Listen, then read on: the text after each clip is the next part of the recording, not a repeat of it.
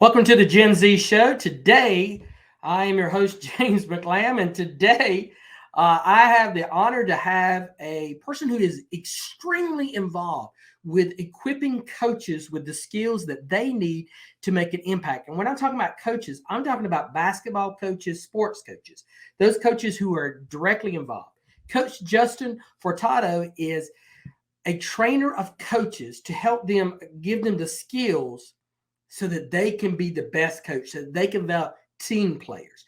He also has a passion for developing the teams that he works with as leaders more than skills, because in his experience, he's realized that there is so much emphasis placed with young athletes on their skill development that their character and their leadership skills suffer. And so he has developed that in his program called Bridging Impact.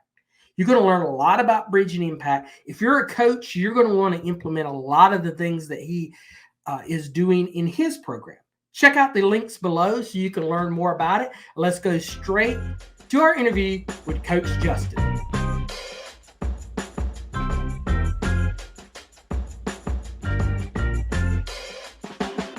Justin, welcome to our show today. Thank you for being our guest. Of course. Thanks for having me here. I'm really excited for our conversation. Well, this has become a regular pattern for me, but let's do a shout out and thank you for Tammy Matheny for connecting us together. Yeah, Tammy's I believe wonderful. we should start our own podcast.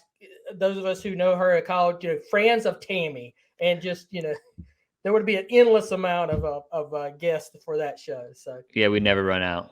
we never would. Hey, our audience heard us give a little bit of introduction from you, but they always love to hear from our guests to share with them what about themselves. So if you wouldn't mind, Coach, share a little bit about yourself. Yeah, I'd love to. Right now, currently, present day, I am coaching at Venice High School for the freshman and sophomore basketball team, boys basketball team. I'm also building out Bridging Impact basketball program, inspired from the Bridging Impact podcast. And I'm also a substitute teacher. But how did I get there? And why am I here? Why are we here having this conversation? And so, I always like to give context that sports were my life growing up. That was my childhood, from pretty much, there are little pictures of me swinging a baseball bat on a tiny little tee from when I was, 1 or 2 years old. And I played all the way through 18. Now I'm in the basketball coaching world.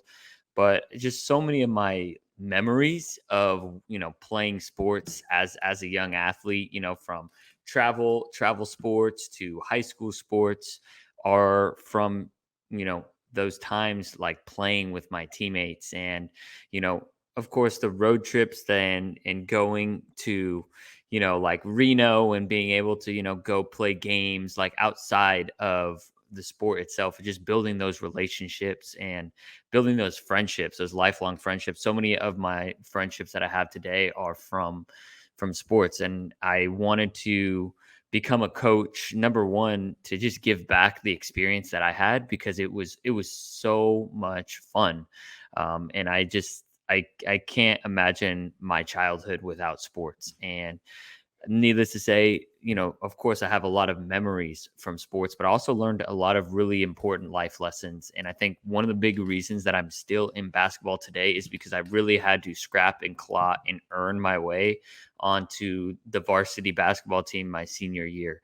So the previous year, my junior year, I was cut from the varsity basketball team. I got to play JV, which I'm very thankful for, but it gave me it was a very competitive team, and it gave me a good perspective on that. Like, I really have to, of course, quote unquote, work hard, but just like train really, really intentionally. And so I learned, how to kind of navigate failure, right? A lot of times, like when I was playing, AAU basketball, travel basketball, when I was playing with other, very talented kids, I would be the person that would come off the bench. And so I learned, and I got a life perspective around, that not everything is guaranteed, and talent may not always be the same when you start and jump off. But I took that summer, I went to a camp called PGC basketball, and I was really motivated, inspired, and I was taught how to train and taught how to be a better leader. And woke up at 5 a.m. every single morning, and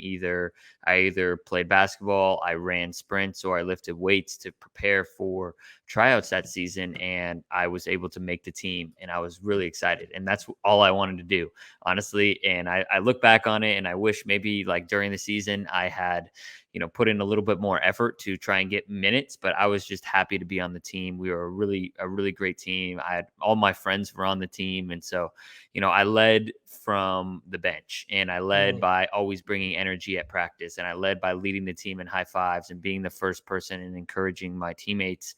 That experience, granted, everyone wants to play, everyone wants to be the star, but I learned that my role on the team was just to bring the energy and be someone that builds everyone up. And that's something that I've carried over to this day now that I'm a coach, and I have an opportunity to try and impact and connect with players that are our star players, but also the players that may not see the floor as much. And I feel like those experiences that I had playing sports when I was younger, especially in high school, has really helped me become the coach that I am today, which, leads me to the mission of bridging impact to transform leaders on and off the court through athletics.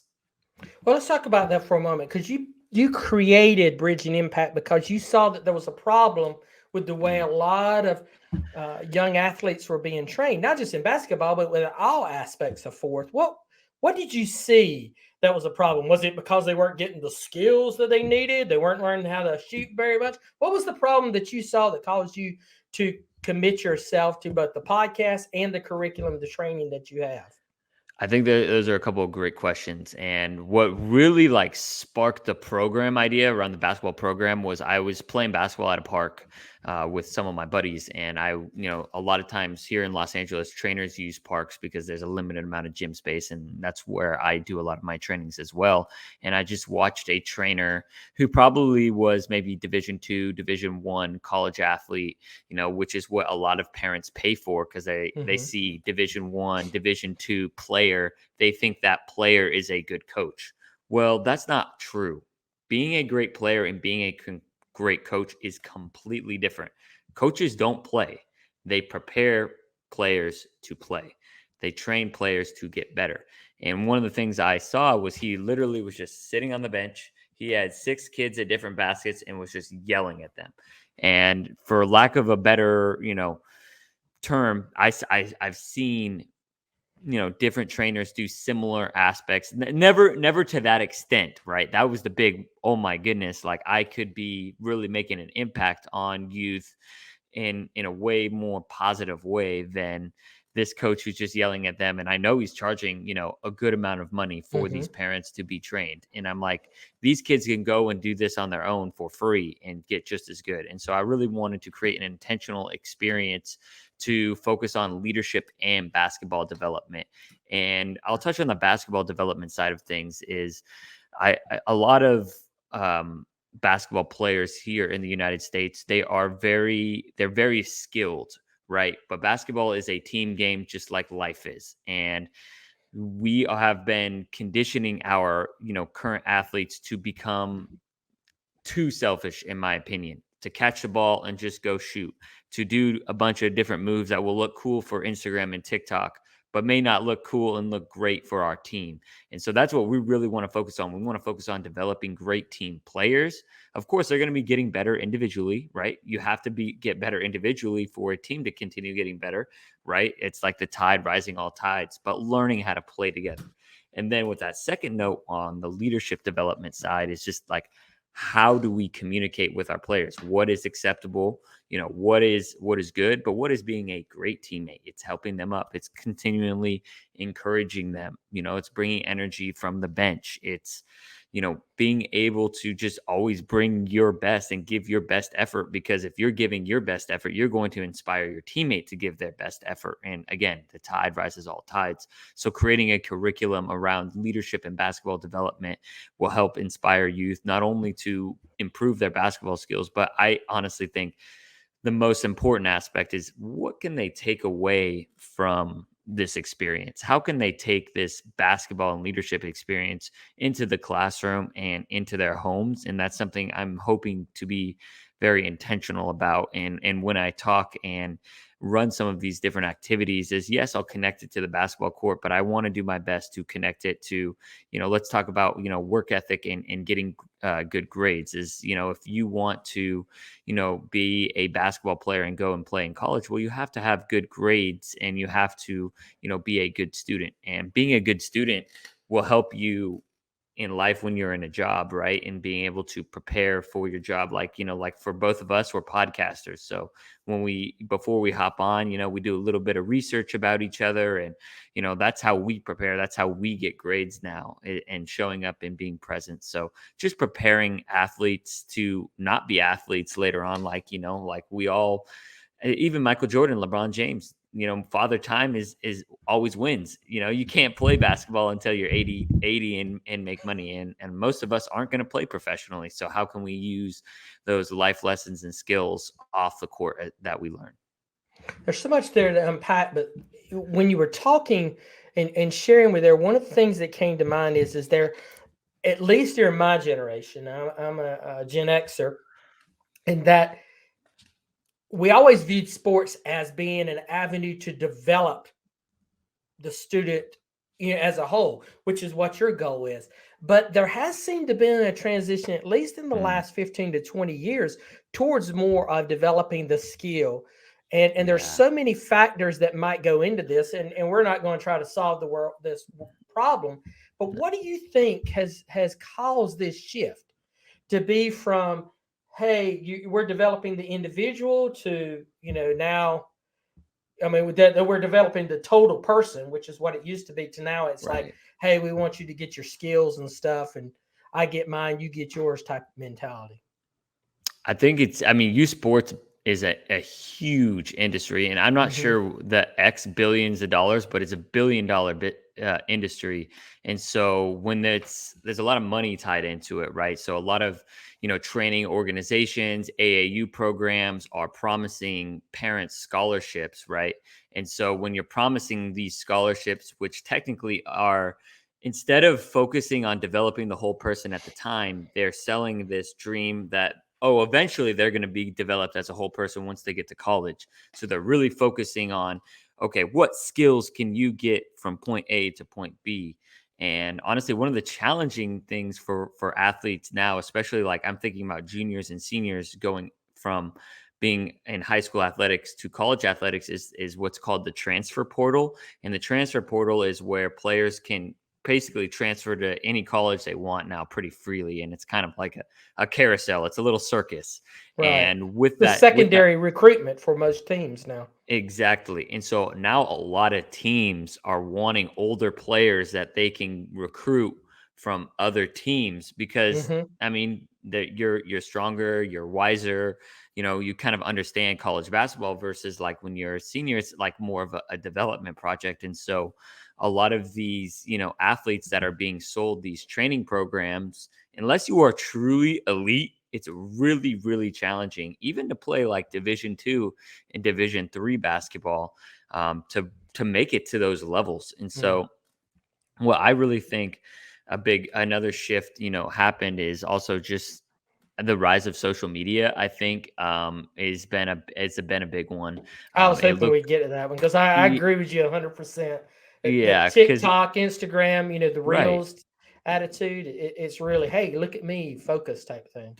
100%, 100%, because those you don't want. I mean, it's not cool. Your pass and screen away and playing like a basic team fundamental offense is not going to get a million likes on Hmm. Instagram. It's not. It's really not. And I know, like, even for myself, but I know the generation that I'm coaching, and like the younger Gen Z. I guess I'm like a Gen Z millennial kind of like hybrid. But the younger generation, the younger Gen Z, and it's not their fault either, because they went through, the time period, the pandemic, where they were isolated. They had Hmm. school online, everything was online. So they started to perceive themselves. When you're starting to, form an identity as a young person, your identity starts to become your environment. Well, their environment was unfortunately a screen and a lot of social media time and likes. And so, okay, if I do this, cool crossover and, try and almost dunk it or a cool layup, I'm going to get more likes. I'm going to feel like I belong more in society. And so that's what I'm going to train. And I think that's also one of the big, reasons you've seen this shift to individual training and just skills and less of the whole person and more of the person that like gets more likes on social media. Yeah, I think you've hit on two things. One is the money issue, is that there's a lot of people who are making money off of promoting these types of Mhm. attitudes, and promoting team play is not as showy. It's not Right. as it No. knows um, flashy to try to do that. And social media does give people the opportunity to make their own highlight reel, where before social media, Right. my generation did not came was the first generation that started to see the ESPN top tens, but Right. millennials and Gen Zers, that's all they know on sports is, and top Yeah. 10 is all individual highlight reels. Ever seen a top Right. 10 where it was a team doing something together? No, I don't think so. I Maybe don't think maybe like so. the Warriors with their amazing ball movement, but then at the Yeah. end, someone does something amazing individually, right? Like it has to be capped off by an amazing individual feat. hmm So, what skills do you think young athletes need to learn? You're wanting to develop leadership skills. That's such an Mm, ambiguous term. That means different things to different people. yep. And I know that, hey, we're doing a leadership training. I've seen all these different leadership type trainings and they all are different ranges. But what are some of the things that you want to specifically um, share with your young athletes, those that come to your programs? What are you hoping that they leave with? Absolutely. That's a great question. And that's the question that I lead off on the Bridging Impact podcast is I always ask, what's your definition of impactful leadership? And so for Hmm. us, the our definition at Bridging Impact for impactful leadership is just to be able to positively influence another person, putting it simply. So if I am going to if we have ex athletes coming through our programs, what I really hope that they get out of is that their impact on the world matters, and the way they show up matters. And so what do I mean by that? So as a teammate, you can either give energy, you can be a neutral energy, or you can take energy away from the team. Are you giving energy by giving your best self in the drills, by encouraging others, by communicating in a positive way, or are you just kind of going through the motions? You're not taking from the team, but you're not adding anything. Or are you, actually taking energy from the team, aka you're taking energy and time from the coach, from your team, because you're being a distraction, you are being rude, and we have to constantly teach and reteach. So I'm really hoping that they learn how to bring, putting it simply, how to bring energy and contribute, because that's what I'm really hoping that they come away with is how can they contribute to, when they find a job, when they go to college, how Hmm. can they contribute to the organizations that they are a part of, right? And again, we're going to go back to kind of what we were talking about on social media. Everyone, and this has been the biggest challenge with our one of our teams, is everyone wants to score 20 points per game because that is what's celebrated in the media. Okay, how can we teach at Bridging Impact that those that get 7 rebounds and 1 point, how can we get them to have that self confidence that yes, I am contributing to this team. I am contributing to, the Boys and Girls Club where I work, because that's where I work. So that's the example. I am contributing, even though I may not be the flashy one. How can I help them, develop that self confidence that there are other ways to contribute besides the flashy ways? I think that's a concept that of them wanting to be an impact, a person of influence to their community, to their friends around them. I just think that's something that youth, especially a lot in the sports arena, are not recognizing Mm, that they have that ability to do, and or that they are doing. They just think, hey, my yeah. actions and my things that I'm doing just affect me, when there's nothing could be further from the truth. And John Maxwell says that leadership is influence, nothing more, nothing less. And so, if that is influence, you can be a positive leader or a negative leader because everybody has influence. Oh, I'm not a leader. Really? You're influencing somebody. I see you're a leader of somebody. And I like how you broke it down into 3 categories because it made me remember a study that Gallup did a few years ago on work engagement, where they Mm-hmm. interviewed folks and they classified them as either engaged, Yes. disengaged, or actively disengaged, which is what you just alluded to. And they found that 30% of all employees were engaged. So I think this translates over to students in school and in teams. 1,000%. So 30%, you got a team of 10. That's 30% of them. 3 of them are just they're going for it. 52% are disengaged. They're kind of in that middle category. They're not hurting, they're not helping, they're just kind of there. So about half of your team is like that.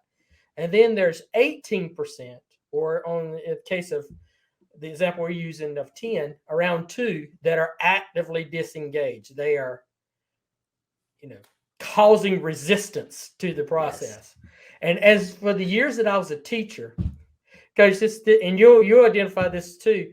The years that I was a teacher, I can think back to individual classes, and I can always remember that top group, that engaged group, and I can Mm-hmm. always remember that disengaged group. It's that Right. group in the middle, and I think it's that group in the middle that is going to value what you're doing the most because they're the ones who you have the potential to move to the engaged group. The actively disengaged, they may be a lost cause. And I hate to say that because I believe in everybody's opportunity, but really, let's focus on those ones that have the greatest impact. So that's my little rant.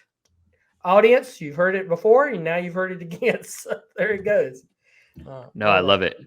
I think, yeah, I just want to touch on that real quick. Is yeah, I think you're helping me realize at this time is like for me, I'm thinking specifically on my team as I kind of heard you talking, those percentile and that's what I really our mission at Bridging Impact and me just as a coach, whoever I end up coaching is how can I move some of these players that are on the fence? How can I help guide them Mm-hmm. into the engaged and helping because one of the big things I've been trying to push for the teams that I'm coaching is like how can I get my 30% that are engaged, how can I have them pull them along, because at the end of the day Ooh. they like coach, right? They trust coach to a certain extent, but coach is also coach, right? Coach is not a player, he's not playing with us, he's not necessarily that he's yelling at us, but there's just like an element of respect where that players have for one another, that if a great leader is a great player who can bring along some of those in the middle roads into the engaged. That's that's deep because now I'm thinking back to the baseball teams that I coached and I Hmm. worked with, and it always frustrated me sometime during the season that my elite athletes were not being impactful to those ones in the middle. They were more like, "Hey, I got to do my own." They were more hanging together when you found that one who not only was developing his own skills but had the vision or the awareness to look at that kid who was underneath them and say, "Come along with me, let me show you how it's done." That's when the team started to click, when that kind of happened there. um, hmm. How do you do that? How do we get that top percentage to realize their potential and pull that middle group up? Yeah, I think one of the big things is I'm still learning in this process, but I think one-on-one conversations is a big thing to have. I have one specific leader that I on the team that I'm coaching right now, and he's outstanding. He gives me great eye contact. He's a great communicator, and I try to talk to him after every single practice. Number one, I always ask him for his opinion on how did the practice went, what was the energy like, right? Hmm. How can we improve? And so I'm kind of giving him trust. Like that's first is like you have to give them a voice, your top leaders, your most engaged. And now you're inspiring me to have a conversation around with him. Let me see how can we make sure, how can we bring some of the, I can list off maybe a couple of names that are people in the middle that again are the ones that aren't super engaged, but they're not actively going against what I'm Hmm. saying. So how can I have you bring some of them up and just, having that conversation. And the one thing that I'm really realizing, and I'm still kind of a newer coach, is it doesn't happen overnight. Oh Like no. it doesn't happen overnight. And I've noticed, like, just from my small experience, that for whatever frustrating reason that we end up playing the best at the end of the year, which is what you want, right? And it feels like you're finally figuring out what to do, and then the season ends, right? And it's like then you start all over again. And so I think one of the big things is just like having those one-on-one conversations. That's a huge important part, and then putting the ball in their court to be like, okay, what athletes do you think we can bring on to help become better leaders and keep people on track besides just yourself and the select few others. When we're talking here, I'm thinking about the first question that comes to my mind is that why aren't coaches doing this? Why aren't more coaches looking at this as an opportunity to train young athletes into being leaders, and they're still focusing on skill development? And immediately I started thinking about in college, who are the successful legendary coaches and what was their philosophy versus the ones who may be the most, who are flashes in the pan, which Mm. caught fire because they're good skill development people, and if they recruited the right athlete or if they had the right ones, they had those couple of years. Those we see those quite a bit, and in your area, I mean, of course, one of the greatest coaches of all time at UCLA, everybody goes to the John Wooden pyramid of, is it pyramid of success? I Yeah. mean, Yes. that's a Pyramid. Yeah. man who was totally devoted to developing young men during his time there, and no one can argue with the results of what he produced. Yeah, he taught people how to tie their shoe. Like he really he wanted people to do things the right way. And I'm listening on Audible to The Gold Standard by Coach K from Mm-hmm. Duke, but it's actually about his experience with USA basketball. Actually, the chapter I literally just listened to this morning when I was eating breakfast is about LeBron James and Jason Kidd. And so Jason Kidd was the veteran at the time on the USA Mm-hmm. basketball team. And Kidd, he had a conversation 30 minutes before their first initial team meeting, because they called Kidd the grandpa, even though he's only 34 years old. But for player years, Yeah. I guess he was old, so he had, he was one of the team leaders. So we met with him 30 minutes before the team meeting, and they had a conversation. And Coach K asked, he's like, hey Jason, like, what do you think our team, needs? And he's just like, championship teams show up on time. And Coach K was like, okay, that's great. I agree with you. It seems simple, right? But can you say something about that in our team meeting? So at the end of the team meeting, Coach K asked, hey, does anyone have anything else to add? And Jason Kidd goes, hey, championship teams show up on time. So that was like a really cool example for me to learn about, what you're talking about Coach K. The most successful coaches, they focus on empowering their athletes, but Mm-hmm. also just doing things the right way and like really building, kind of like that John Wooden pyramid. And I can't tell you what each part Right. of the pyramid is, but I know for a fact Coach K is dedicated to developing young men into young leaders. Yeah, and that's why then are we seeing so many, especially young coaches that are coaching young A type teams, travel teams, and this is not just in basketball; it's in all aspects. Why do we see that lack of understanding that you're there to develop the individual, not the skill? Why do we see that? Do you think? I think there's a couple reasons. Number one is ego. And I think the Mm. drive and the love for winning really just like overpowers the need for developing for the long run, right? They want the short-term wins, they want to win now. And I, honestly, I'm in a position where I've had an opportunity to work with quite a bit of different coaches. And I actually had a conversation with my girlfriend about this. I'm like, why don't coaches connect with their players more? Like, it seems like obvious just to literally ask, what did you eat for lunch today? Do you have any tests Yeah. coming up? Like things like that. And, she made an interesting comment that made me kind of view things in a different way, that being able to ask those questions and get personal outside of sports requires a bit of vulnerability. And vulnerability is kind of like letting down the ego and just like connecting with someone human to human. And I think for a lot of coaches, it can be kind of challenging. It feels like, how do I have that conversation with my athletes? Like, oh, why does it even matter? Like, let's just play basketball. Let's just play baseball. Let's just Yeah. play football. Right. Let's just do that. We can do that later on. And it's just like, they don't see, because you can't measure relationships. You can't measure Yeah. impact And they don't like give you a that. trophy for having the most teamwork on your team.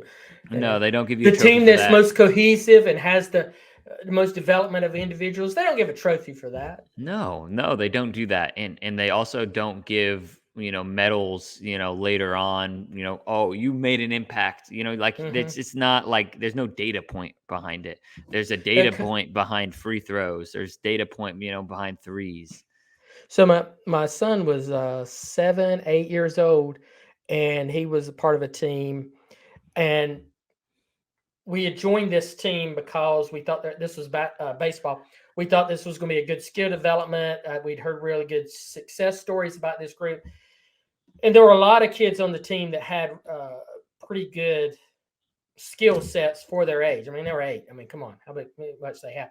But I Yeah. watched one of their practices one time, and one of the assistant coaches was out in the outfield, and the boys were getting hit balls in the outfield, and they're 8 years old, and they were dropping some, or they weren't picking them up Right. quickly Right. enough and throwing them. And he started yelling at them and said, "You kids are pathetic. This is pathetic. We're never going to win anything. We got a tournament coming up, and we ain't going to win anything." And it was right there that I said, as soon as the season's in, I'm out of here. I said, there's no way that I'm going to be a part of this group with these guys yelling like this. And I told my wife that when I got home, and she just kind of sighed and looked at me. And I said, "What?" She says, "I guess that means you're going to be a coach from now on, because you're not going to be satisfied with anybody's." Yeah. And I did. I ended up coaching him for the next Yeah. 6 years on various That's awesome. teams. But it was ego. It was ego, coach. That's what they were all about. They were more worried about. I never saw them do what you just said, engage with the boys on the side.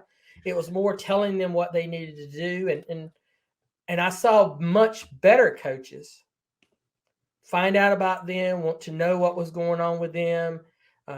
The very first team that he was ever on, 2 great coaches. Head coach was amazingly good, understood it. But the assistant coach, he was around asking them, "Hey, what's your name? Where you from? Tell me about your Yep. family." On the first practice and stuff. Those guys on that other team, they didn't care. I don't even think that they remember my son playing with them the next year. But those 2 other coaches, to this day, they still remember my son. And he's that's been 13, 14 years ago, and they still remember him. So Exactly. They're there for the impact, right? They're there for, transforming lives on and off the field. And I definitely I've seen similar kind of, you know, interactions with, what you're talking about with the outfield, right? And those situations, like you can structure and you can correct and you can coach, but I've always been under the assumption of you cannot bring down the player. You do not say you are pathetic. You can be like, "Hey, you're not giving your best effort right now." Right? mm-hmm. This is what and then a lot of times this is the biggest thing that I notice coaches don't do, and I caught myself doing this the first year I coached. I would tell them something and they would have no idea what I'm talking about. No idea how to do it. You got to model it. You got to model what it looks like. And then you got to model it again and again, and you got to teach, and then you got to really reward when they do it the right way. When they do it and they go full speed, you got to get excited for them, and in whatever way. I know not everyone's the big rah coach, and I understand that, but you just have to give them, like, even if it's a one-on-one, hey, great job. If you're not super loud, and every coach has different things, but you have to reward them for when they're doing things really well. And I think there needs to be more positive positive affirmations. But Mm-hmm. even with the team I'm coaching now, a lot of times I'll ask them, what did we do well at the end of practice, and what do we need to improve on?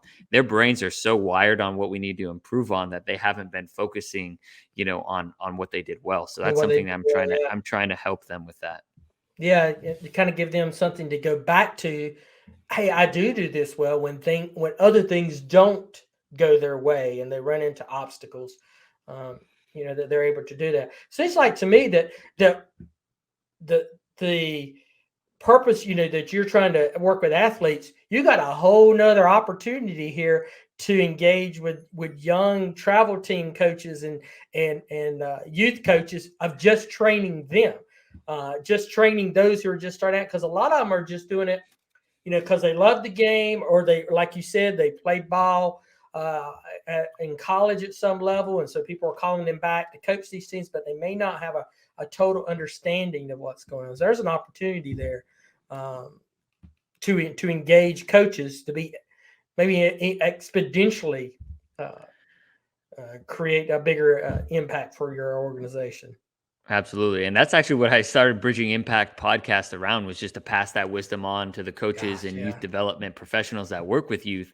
And then I found out, and so how I'm going to figure out ways to align that, I'm not Mm-hmm. sure, right? But I know we're definitely thinking in similar minds of, I really want to teach coaches how to make an impact, besides their sport and their athletes. And I've worked with quite a bit of coaches now in the past year, and a lot of coaches need to just connect. I would honestly say the biggest issue, the biggest like thing that a lot of coaches are missing is that ability to connect. And I'm not sure if it's Mm-hmm. like lack of like wanting to, lack of not understanding how to, like I don't know what that data point is, Could but be I a priority definitely, thing. I yeah, mean, their bigger yeah, priority is to get a W than it is to create, yeah, you know, bigger priority is to get the win than it is to create a winner. And then you have to define what a winner mm, is. I was just trying to yeah, think of a little cute way of saying that, and that came to mind. So they're wanting yeah, to get the win where they really need to be creating winners for life. So, and that may mean yes, that they have a season that is not, with wins and losses, as successful as they look on the outside. But I'm going to tell you something from my age perspective. I have students that I had in my first 10 years of my career as teaching, that are, that was over 20 years ago, and they still come to me and they still that's share with amazing. me, hey, I remember this was so much fun, it had an impact on my life, and it changed and stuff. And that, even though we may not have been successful in some stuff, that was a lot. That was a big impact for me and stuff. So you're located in Southern California, right? Correct. Yeah, Los Angeles. So how does, if there are there are parents of young athletes in that area, how can they connect with you in that area to learn, to get a part of what you're doing? Absolutely. Yeah. No, you can email me at coachfurtado@bridgingimpact.org. That'll be a great way. We can set up, I have different packages that we can do. They're sliding scale based on your financial budget. I want to be able to serve your athlete. And so we are working on building out programs and finding partners for schools to run programs and camps. That's still in the process, but really just, contact me and we can do something. I'm actually in the process just had an idea over the weekend of being able to kind of build out an app through Bridging Impact to provide resources and content for young athletes that is in a way of clarity, because I know one of the biggest issues and you can probably testify to this as well, is there's so much information on how to be a successful athlete, how to do this, how to do that, that Mm-hmm. it's can get overwhelming when you get this piece of information and this piece. And I want to create kind of a community, for athletes. So maybe, stay tuned for that. Not sure if it'll be out by this time the episode is out, but just wanting to provide as many resources as I can. You can follow me on the different social medias. I'm Coach Furtado 00 on Instagram and Twitter, Coach Furtado TV, YouTube, and Coach Furtado 10 on TikTok. And I just really hope I put out a lot of inspiring sports content, and, most of the content's for athletes, but some of it I actually, I post clips from Bridging Impact podcast, which is, designed more for coaches and parents and youth leaders. So So how do that'd they be a connect? great How do way. they find the podcast if they wanted to listen, or is it just Absolutely. listening, or is it up video as well? Oh yeah. So Bridging Impact, you can find it on Apple, Google, Spotify, and yep, those three. And then you can also watch it on YouTube as well at Coach Furtado TV. I put it out. I put out, 2 episodes a week. One is a recording Hmm. with a guest like yourself, and then on Friday, actually, I share in about 10 minutes about I share the wisdom that I'm learning from the week and trying to Mhm. apply a lesson, and I tie it into the newsletter that you can sign up for on bridgingimpact.org. Oh, wow. That is very cool, Coach. Very cool. So, all of those links to his site, his social medias, and to his podcast are going to be in the show notes. So, if you're watching, look down and hit the little button that says show more, and you'll see all the links there that you can click on. If you're listening to us only, just go to the show notes on your favorite app and you'll find the links there, because I really want the audience to be able to gauge. And for those who are in your area, I hope they can take advantage of it. So, Coach, Yeah, that'd be thank you wonderful. for sharing with us today. I really love what you're doing. I love when I see people who understand the value of developing the total individual, the total youth, Yeah. and not. I think we do such a disservice to young men and women as they're coming through, especially those who are talented, to focus only on their skills, and there's so many stories of outstanding, God bless, talented athletes who come out of high school that flame out immediately because of mindset, attitude, and their inability to realize what is the most important thing in life. And I value greatly what you're doing and the impact that you're making. So thank you for that. I appreciate you, giving me the opportunity to share the message and giving me insights. I wrote down a good amount of notes that I'm going to be able to take back and implement, today in practice. So, My notes yep, there. we got the notes and we're ready. So, I appreciate everyone in the audience for giving this a listen. I know there's so many options, and it's so cool to be able to, Yeah. I got some really cool perspective that one of the guests that I had come on a podcast, he told me, he's like, listening to a podcast is like having people come and listen to us to talk in our living room, and if you only have 5 or 10 people that do that, that's 5 or 10 people in your living room that were listening to that conversation. And that's an honor. So I appreciate it, Oh, James. I appreciate that. And I love that perspective. And for a podcaster, that kind of gives you some encouragement as well. That's a nice encouragement. So Exactly. thank you, audience, for sticking with us to the end. Someone that definitely needs to hear this message today. So please like and share and comment on this, either on YouTube or on the podcast. And we hope that you find value of it. And we'll see you again next week on our show.